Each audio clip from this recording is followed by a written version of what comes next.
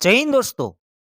तो बेर रन के अंदर, बेर मार्केट के अंदर ऐसी वन बाय वन चीजें प्ले होती है जो खौफनाक होती है, डरावनी होती है, पैनिक माहौल करने वाली होती है। और यहाँ पर नुकसान जो होता है सिर्फ और सिर्फ छोटे लोगों का, छोटे इन्वेस्टर का होता है। ऐसी एक चीज वापस से प्ले हो सकती है जो खौफनाक हो सकती है, डरावनी हो सकती है, पैनिक माहौल वाली हो सकती है। देखो, पॉसिबिलिटी बहुत कम है, बट अगर प्ले हुई तो मार्केट डाउन जा सकता है। और इसको जानना बेहद जरूरी है। एक एक इन्वेस्टर को पता होना चाहिए कि मार्केट के अंदर क्या हो रहा है। ये जो तस्वीर आपके सामने दिख रही है, ये है जेमिना एक्सचेंज के फाउंडर। जेमिना जो एक्सचेंज है वो एक यूएस बेस्ड एक्सचेंज है, और आपने देखा होगा कि सभी के सभी एक्सचेंज है वो एक सर्विस प्रोवाइड करती है स्टेकिंग की, कि भाई लोग यहाँ पर फंड है वो डिपॉजिट करे और वो स्टेक के ऊपर लगा के अच्छा खासा इंटरेस्ट रेट कमाए। वैसा ही ऑप्शन यहाँ पर प्रोवाइड करता था जेमिना एक्सचेंज। और तकरीबन 3,50,000 यूजरों ने यहाँ पर $900 मिलियन जितना फंड है वो स्टेकिंग पे लगाया था। अब जो इंटरेस्ट हमें मिलता है, जैसे कि यहाँ पर लोगों ने स्टेकिंग पे पैसा लगाया है, जो इंटरेस्ट मिलता है वो यहाँ पर एक्सचेंज अपना घर का पैसा नहीं देता है।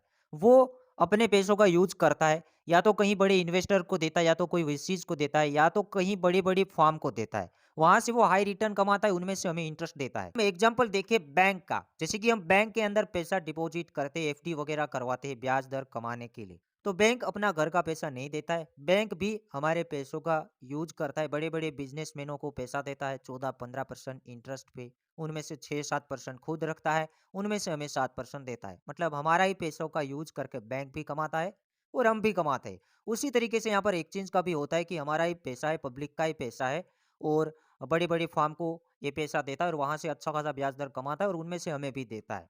अगर यहाँ पर मैं बात करूँ कि बैंक में कोई बिजनेसमैन है और वो बिजनेसमैन डूब जाता है और बैंक को पैसा वापस नहीं करता, तो बैंक डूब भी सकता है और हमारा पैसा फंस भी सकता है। वैसे यहाँ पर हम बात करें कि एक्सचेंजों के अंदर हमारा पैसा स्टेकिंग के ऊपर लगा, या तो डिपॉजिट किया हुआ है, उसने कहीं बड़े इन्वेस्टर को दिया है, या तो कोई विशिष्ट को दिया है, या तो फिर कहीं फार्म के अंदर डाला है। अगर वो फार्म ही बैंकरप्ट हो जाए या तो डूब जाए, तो एक्सचेंज का पैसा वहां पर फंस जाएगा और उसको वापस नहीं मिलेगा।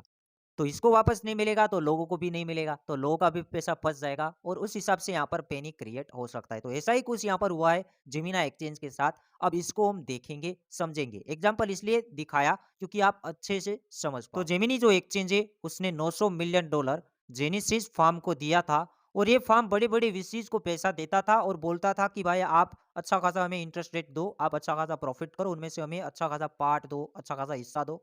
और जो प्रॉफिट आता था उनमें से यहाँ पर जेनेसिस भी रखता था, और उनमें से थोड़ा बहुत जेमिना एक्सचेंज को भी देता था। तो इन पैसों में से तकरीबन $1.1 बिलियन जेनेसिस ने दिया था थ्री एरोज कैपिटल। और ये थ्री एरोज कैपिटल कंपनी है, ऑलरेडी डूब चुका है, ऑलरेडी यहाँ पर लिक्विडेट हो चुका है। तो यहाँ पर $1.1 बिलियन है वो जेनेसिस का है, वो यहाँ पर इस कंपनी के अंदर फंस गया है, थ्री एरोज कैपिटल।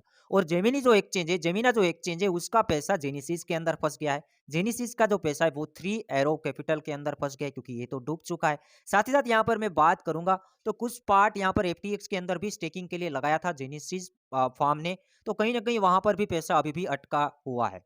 तो तकरीबन टोटल यहाँ पर हम बोले तो जेनेसिस का जो लॉस है $1.8 बिलियन, और $900 मिलियन फंसा हुआ है जेमिना एक्सचेंज का। मतलब देखा जाए तो आपस में सभी एक्सचेंज या तो फार्म है वो कनेक्टेड होती है। अगर एक फार्म डूबता है तो उसका जो असर होता है, उसके जो छीड़े लगते हैं वो दूसरे फार्म को भी लगता है। अब आप समझ सकते हो। फिलहाल इसकी वजह से काफी यूएस के जो इन्वेस्टर है आवाज भी उठा रहे, कंप्लेन भी करे कि हमारा फंड यहाँ पर फंसा हुआ है। इसलिए यहाँ पर जेनेसिस के फाउंडर ने डीसीजी ग्रुप के फाउंडर को एक ओपन लेटर लिखा। इसका नेम है बेरी सिल्बर्ट। डीसीजी ग्रुप का फुल फॉर्म होता है डिजिटल क्रिप्टो ग्रुप। और ये जो बेरी सिल्बर्ट है वो यहाँ पर ओन करते हैं एचक्यू को, साथ ही साथ ट्रेड ब्लॉक को भी ओन करते हैं, साथ ही साथ लूनो को भी ओन करते हैं, साथ ही साथ फाउंड्री को ओन करते हैं, कॉइन डेज को ओन करते हैं, ग्रे स्केल को ओन करते हैं, और जेनेसिस को भी ओन करते हैं बेरी सिल्बर्ट। इसलिए उसने ओपन लेटर लिखा। अब वो लेटर को हम देख लेते हैं। तो ऑफिशियली यहाँ पर ट्विटर के अंदर पोस्ट किया है जेमिना एक्सचेंज के फाउंडर ने, ओपन लेटर है, और बेरी सिल्बर्ट को लिखा है, मतलब डीसीजी ग्रुप के फाउंडर को। वो यहाँ पर लेटर के बारे में बात करेंगे तो ये रहा लेटर। तो यहाँ पर ये ओपन लेटर यहाँ पर लिखा है बेरी सिल्बर्ट को, और यहाँ पर ये कहना चाहते हैं कि भाई जेनेसिस ने विड्रावल को हाल्ट कर रखा है, मतलब रोका हुआ है, लोगों का फंड फंसा हुआ है। तकरीबन 3,40,000 लोगों का फंड वहां पर फंसा हुआ है और 900 मिलियन डॉलर का एसेट के बारे में ये बोल रहा है यहाँ पर जेमिना एक्सचेंज के फाउंडर। और ओपन लेटर इसने लिखा है। और ये जो पैसा है स्कूल टीचर का है, छोटे छोटे बच्चों का है, पुलिसमैन का है, ये सभी छोटे छोटे इन्वेस्टर का पैसा है 900 मिलियन डॉलर। यहाँ पर विड्रावल स्टार्ट करो और हमारा जो पैसा है जेमिनी एक्सचेंज का जो पैसा है वापस करो, ताकि हम लोगों का पैसा है वो वापस दे पाए। बाकी इस लेटर के अंदर वही डिटेल है कि भाई यहाँ पर जेनेसिस को दिया था और इतना फंड था और जेनेसिस को इस हिसाब से यहाँ पर लॉस हो गया है, तो पैसा हमको वापस चाहिए। और दूसरे पेज के अंदर यहाँ पर देखे तो उसने डेट दिया है। अब दूसरे पेज के अंदर देखे तो देखो कि ये जो पैसा है, ये जो प्रॉब्लम है 8 जनवरी 2023 तक सोल्व हो जाना चाहिए। उसने ये डेट यहाँ पर दे दिया है जेमिना एक्सचेंज के फाउंडर को कि 900 मिलियन डॉलर फंसे हुए हैं। अब यहाँ पर प्रॉब्लम हो जाती है क्योंकि जेनेसिस जो फार्म है उसको तकरीबन नुकसान हो चुका है 1.8 बिलियन डॉलर। उनमें से यहाँ पर देखा जाए तो 1.1 बिलियन डॉलर तो उसने दिए थे थ्री एरो कैपिटल को, और ऑलरेडी जो थ्री एरो कैपिटल है वो डूब चुका है। दूसरा पैसा दिया था वो एफटीएक्स को दिया था, तो एफटीएक्स के अंदर भी प्रॉब्लम है। तो तकरीबन जेनेसिस को प्रॉब्लम है अभी 1.8 बिलियन डॉलर का। तो देखो ये भी हो सकता है कि जेनेसिस बैंकरप्ट भी हो सकता है, और अगर प्रॉब्लम का सॉल्यूशन कर देता है तब तो अच्छी बात है, वरना तो फंसने वाली बात है। जेनेसिस यहाँ पर अगर कुछ हो जाता है तो उसका इम्पैक्ट यहाँ पर जेमिना एक्सचेंज को भी आएगा, और जेमिना यूएस बेस्ड एक्सचेंज है। एक यहाँ पर ऑलरेडी एफटीएक्स के साथ प्रॉब्लम चल रहा है, दूसरा एक्सचेंज हो जाएगा, तो शॉर्ट टर्म यहाँ पर मार्केट के अंदर पैनिक हो सकता है। अब देखो ये एजुकेशन पर्पज वीडियो था कि भाई मार्केट के अंदर अभी चल क्या रहा है वो हमने यहाँ पर देख लिया कि भाई अभी जो प्रॉब्लम चल रहा है जेनेसिस के साथ चल रहा है और जेमिना जो एक्सचेंज है उसके साथ चल रहा है। सामने सामने फार्म एंड एक्सचेंज है, जैसे यहाँ पर हम एफटीएक्स एंड बाइनेंस देखते थे, उसी तरीके से फिलहाल यहाँ पर प्रॉब्लम है। अब देखते हैं कि इसका सॉल्यूशन 8 ऑफ जनवरी 2023 के दिन आता है या नहीं आता है। अब सोचने वाली तो ये बात है कि जेनेसिस कहाँ से पैसा निकालेगा, वो देखने वाली बात है। और साथ ही साथ यहाँ पर डिजिटल क्रिप्टो ग्रुप का भी नेम लिया, उसके जो फाउंडर बेरी सिल्बर्ट है वो यहाँ पर जेनेसिस को ओन करते हैं। तो मैं उम्मीद तो वही करूंगा कि जल्द से जल्द इसका सॉल्यूशन आए। अगर नहीं आता है तो वापस यहाँ पर पैनिक वाली बात हो जाती है, और ये प्री प्लानिंग भी हो सकता है, क्योंकि यहाँ पर हम बात करेंगे।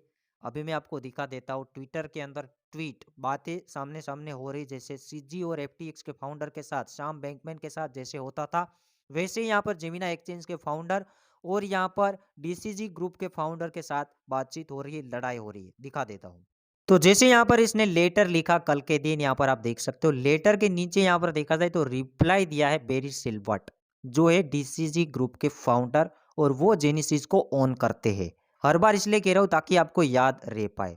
अब ये बोल रहा है कि डीसीजी ने 1.67 बिलियन डॉलर जेनेसिस से बोरो नहीं किया है, मतलब हमको कुछ पता नहीं है। ऐसे यहाँ पर इसने बात कर दी कि भाई हमने तो वहां से कुछ भी बोरो वगैरह लोन वगैरह नहीं लिया है, और नेक्स्ट लोन यहाँ पर मई 2023 के बारे में यहाँ पर कुछ बात कर रहा है।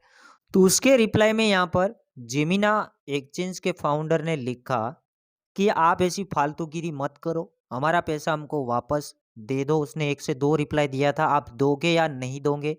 ये वाली अभी यहाँ पर लड़ाई हो रही है। ये बोल रहा है कि हमने तो कुछ भी बोरो यहाँ पर जेनेसिस से नहीं किया है, तो ये बोला हमको सब कुछ मालूम है आपने क्या किया क्या नहीं किया, हमको अपना पैसा वापस चाहिए, और ऐसे झूठ बोलने वाली बातें हैं वो बंद करो। तो फिलहाल यहाँ पर लड़ाई हो रही है आपके सामने, यहाँ पर देखो, यहाँ पर इसने रिप्लाई भी दिया है।